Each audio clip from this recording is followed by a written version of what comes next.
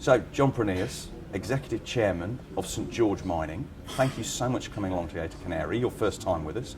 Tell me about you, tell me about the business you're in, and why you're excited about the opportunities that lie ahead for you.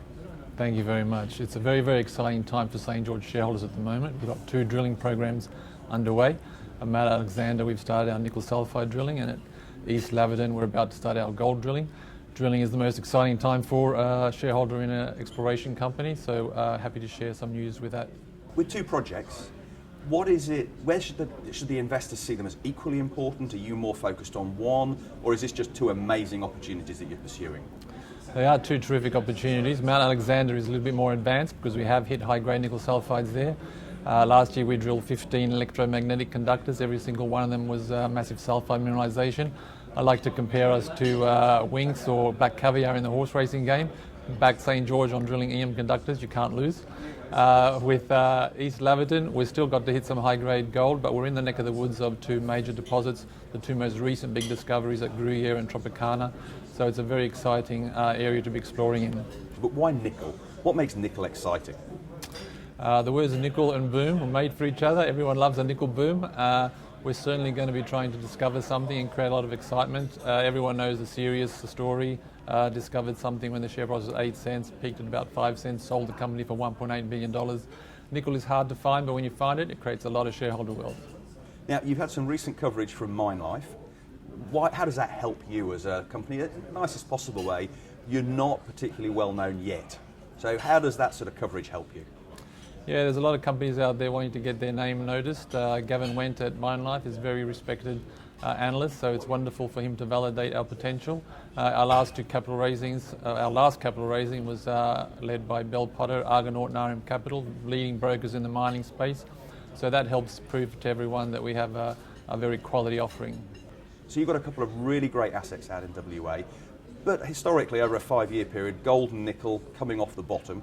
From your economics perspective, have you factored in future growth in pricing before it all works for you, or are your economic models based on this relatively low point?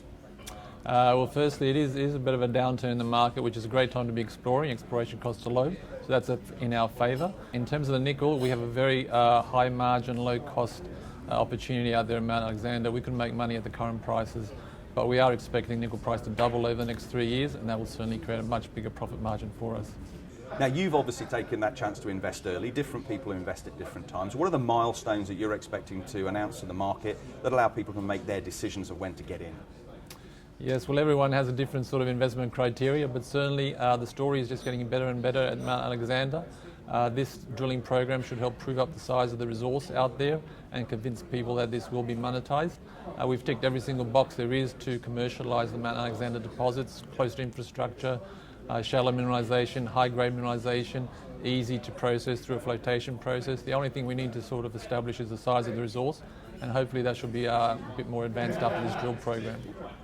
So, still relatively early in the game, funding still essential to see you through. How's that positioned? Do you have to go back to the market? What's in the bank? Share with the investors that sort of positioning for them.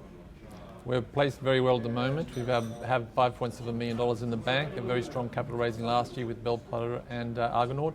That's enough. The current program is going to cost $1.1 million out at Mount Alexander, so we still have enough money left over to keep going.